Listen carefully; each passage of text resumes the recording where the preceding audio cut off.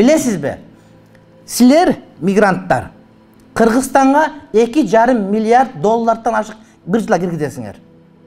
Кумтөрдөн берген акча андан аз, урматтуу бир тууганым. Ошол 2,5 миллиарддын тең жарымын биз тойго кетиребиз. Тагыраагы туалетке кетиребиз. 10 миллион долларга бир мектеп курулат.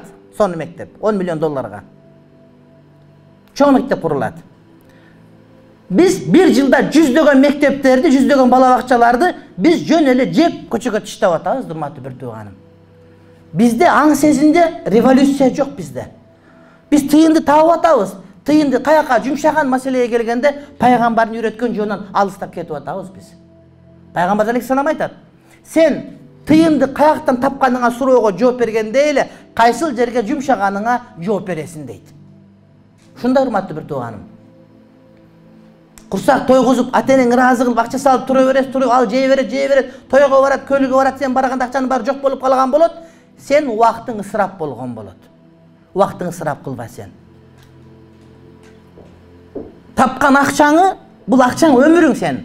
Өмүрүң ысырапка жумшабастан ошону апарганда туура аракетин көрүш керек. Сен оку, изилде, башка кыл, проект кыл, атаңа, ата, мен ушул жерде 10 жыл жүрөм, 20 жыл жүрөм, тапкан тыйынымы сен мага деген жер ал же башка бир нерсе кылып мага жардам бер. Анан качан чындап муктаж болгондо мен сени бага турган болоюн. Ата, садагың кет, ата деп атаңа түшүндүрүп айт. Атаң тойлорго 5 сумдун кошуп отур, сен барганда мурдушун тыгып отурбасын. Жок деген 2 эчки алып койсун сен атаң. Эчки туйт эгизди, 2 жылда 8'di, анан барып эчкиге бай болуп кетесиң дагы. Жок деген сүт менен башыңы балаңа бага турган болосуң. А биздики кандай? Иштейт, Орусияда иштейт, Кореяда, Казакстанда. Акчаны жиберет, барганда акча дагы жок. Сен чөнтөгүндө акчаң 1 жылга жетет, 1 жылдан кийин тиктешип отуруп каласың болду. Атаң азыр жаш. Атаң азыр ким койсоң дагы үйлөнгөн жер апаңа чыдап коюп. Ал мен бак дейт. Ал сага муктаж эмес азыр.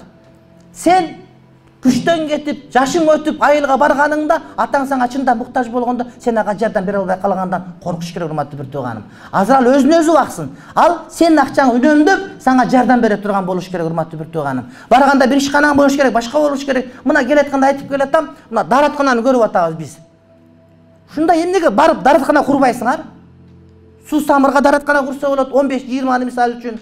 Ар бир мисалы үчүн 2 километрге бирден. Ош-Бишкек жолуна курса болот, көлдүн боюна курса болот. Арабтар келсе сурайт, досторум бар.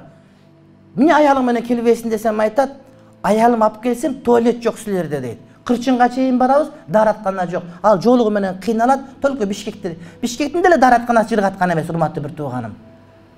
Ушулардан дараткана кур, мен ошол даратканага 100 сом төлөп киргенге мен даяр элем. Кече сабак өтүп, Жалал Абадка кел айтып, Токтогулдун баш жагына туалетке баргым келген, суу самырдагы жанагы Газпромго келгенге чейин туалетке бара албай келдим. Жыгылып чөйүндө солкулдайт же башка жер жок, нарага тоголонуп кетейин дейсин. Аны элдин баары танчубага отурат экен, көрүп койдум, анан бир жекесин көрүп койдум деп интернетке чыгып кетеби деп коркуп, эптеп ушинтип эптеп жетейин деп суу самырга кирип, Газпромго кирсең 10 сом төлөп кирет экенсиң, койгон кагазы наждак кагаз. Ал денеңи сыйырып берип, кайра сен жарадар кылып коёбу деп этияттан укала иштетиш керек. Этеги тазаланган эмес, жыты бар, кийимиңе жууп калган, чыгып алып кийимиңи силкип наракка чыгып, анан кийин өзүңө келе турган болосуң. Ушундай дараткана курсак болбойбу? Качан мамлекет берет? Арызданган эле, мамлекет качан кылат? Бизде ушундай, буларда ушундай, карачы булардыкы жакшы, биздики жаман, биздики жеп аткан. Жок, сен эмне пайда келтирдиң мамлекетке? 10 жыл жүрдүң, бар туалет кур, платный. Нар жагына бир 2 адам намаз окутса намазхана кур. Бул жагына кичине кафетерий куй, болду, ошол эле кур. Жерди сатып, сени менчигиң, сени байытайлы биз.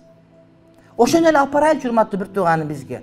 Азыр мен таң калып калдым, буларды көрүп туруп, Кыргызстан кооз деп айткым келбей калды мен. Бизге көп адамдар келет. Биз мактанабыз да, карагылачы Кыргызстан десек, карап туруп, тоолоруңар керемет экен, сууларыңар керемет экен дейт. Биз айтабыз, жолдору керемет экен. Жолду тосуп коюптур, наракка шум өткөрбөйт экен, тосуштары керемет экен. Даратканасы керемет экен дейбиз. Биз бул жерде адамдардын кылгандыгын кереметтигин мактап атабыз. Отурган машина керемет экен деп. А биздин Кыргызстанда биздин кылган бир дагы ишибиз жок дагы, биз Кудайдын улуктугун гана мактайбыз, Кудайдын жараткан тоосун мактайбыз, Кудайга суусун гана мактайбыз. Анткени биздин кыла турган ишибиз жок эч кандай бизде. Только биз бүлдүрө турган эл болуп калды. Анткени биздин аң сезимибиз макоо пес маң болуп калды, урматтуу бир туугандар. Тыштай берет, ыргыта берет, тазалык сактабайт. Пайгамбар алейхиссалам тазалык имандын бир бөлүгү дейт. Бизде эң ишенген адам кетип атты, таза тыштап кое берет. Макул, алманын почогун чытсаң макул. Бирок өмүрү жок болбой турган баклажканы ыргытып коюшу мүмкүн. Бул 1000 жылда жок болбой турган баклажка. Демек, ушул жерде жүргөндөр аң сезим менен барышыбыз керек биз. Адамдар ошону үйрөтүшүбүз керек. Акындарыбыз устаз деп атат бизди, башка деп атат, Аллах ыраазы болсун. Бирок бул жердеги маселе бизде эмес, маселе силерде. Биз окуган окуубуз ушул. Мындан башканы билбейбиз. Билгенибиз ушул. Жүргөн жерибиз мечит, медресе. Жүргөн жерибиз бүт намаз окуган жерде чөйрөдөбүз. Ал эмес бузулуп кетели деп аракет кылсак деле бузулууга мүмкүнчүлүгүбүз аз. Эгерде кайсы бир туура эмес жерге кирсек, 2 жол катарынан кирип алсак, элдин баары таанып, мына бияка кирип кетти деп айтып, ошондон коркуп деле кирбейбиз. Бирок силердики таптакыр бөлөк. Москвада мусулман эмес жерде, мышыгыңы бирөө пыш дебеген жерде, ошол жерде Кудайды таанып, ошол жерде ырызкы издеп эле тим болгостон илим дагы издеп, ошол жерде ыйманын бекемдеп, ошол жерде убактысын чыгарып, илим алып аткан силер менен отурганга биз бактылуубуз. Бактылыктын өзөгү биз эмес, урматтуу бир туугандар, силерсиңер. Алымдарыбыз айтат, жихад 5 түргө бөлүнөт. Ошол 5 түрдүн бири эң чоңу адамдын өзүнүн нафсиси менен болгон күрөш. Жылуу сөздөрдү, жакшы сөздөрдү сүйлөгөндө абдан өздөштүрүп бүттүк бардыгыбыз. Бирок ошону ишке ашыруу, практикалоо мына силердин колуңарда турат. Мындан канча бир жылдар илгери азыр ушул жерде турган курактагы кыздарды, жигиттерди көрүп, мындан бир 15 жыл, 10 жыл, 20 жыл мурда мындай жаштарды вечерден гана көрүш керек болот эле. Дасторкондо шарият тыйган нерселер турат эле. Шарият буйруган нерсенин бири дагы жок болуп, бардык иштер Кудайга жакпаган иштер менен коштолгон вечеринка, кече, тойлор менен болот эле. Бирок абал таптакыр өзгөрдү. Азыркы учурда биздин келечегибиз болгон жаштарыбыз башка үмүт менен, жакшы нерсе менен гана отуруп атат. Элибиз азыр кыйналып турган учурунда бардыгы силерди карап отурат. Кыргызстанды багып аткан силерсиңер. Силер жиберген тыйым менен биз курсагыбыз тойгузуп отуруп атабыз. Силердин колуңарды карап отурабыз, силердин көзүңөрдү карап отурабыз. Балким силерге катуу айта албайбыз, анткени силер бизди багып атасыңар иштеп, эмгектенип. Бирок силер жаман жолго кете турган болсоңор, анда аркаңарда тургандын бардыгы силердерчи жаман жолго кетип калыш толук түрдө мүмкүн. Ошон үчүн келгиле.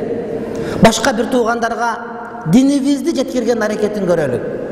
Адамзат эч бир эл, эч бир журт динсиз бактылуу боло албайт. Ошол эле учурда дин деп ар ким көрсөтүп аткан товар деп көрүнгөн динди кармай бербегиле. Аалымдарыбыз айтып аткан, элдер аалым деп белгилеп аткан, чыныгы мусулман, чыныгы туура дин, пайгамбарыбыздан бери бузулбай келаткан туура динди гана карманган аракетинде бололук. Көрүнгөн бурчтан отуруп, интернетке кирип алып белгисиз бирөөнүн сөзүнөн динди үйрөнбөстөн, динибизди белгилүү адамдардын оозунан уруксат берилген китептерден гана окуп үйрөнөлүк. Абдуллах ибн Мубарак Марвази, имам Муслимдин шархына жазган имам Нававидин Аль-Минхаж деген китебинин мукаддимасында айтат: "Ад-дину амана." Дин бул аманат. Динди кимден алып жатканыңарга карагыла деди. Дин талап кылганыбыз жакшы, бирок дин жөнүндө сүйлөп аткан болсо эле бардык адамдан уга бербешибиз керек. Аманат. Тишиң ооруп калса, көчөдө бирөө кычкачын кармап отурса, "Мен жулуп кой" деп барбайсың сен. Тишиң ооруп атса, бир тишиң, 32 тишиң биринчи жолу ыргытсаң эчтеке болбойсуң. Мына мен деле бир тишим жок, басып жүрөм, өлүп калган жерим жок. Бирок ошо тишке ушунчалык маани беребиз биз. Бирок ыйманыбызга, динибизге, дини маселеге маани бербей атабыз. Kim emne süylese boldu koyarız. Betinde sakalı olsa ele boldu koyarız. Kede sakal joktuluğu koyarız.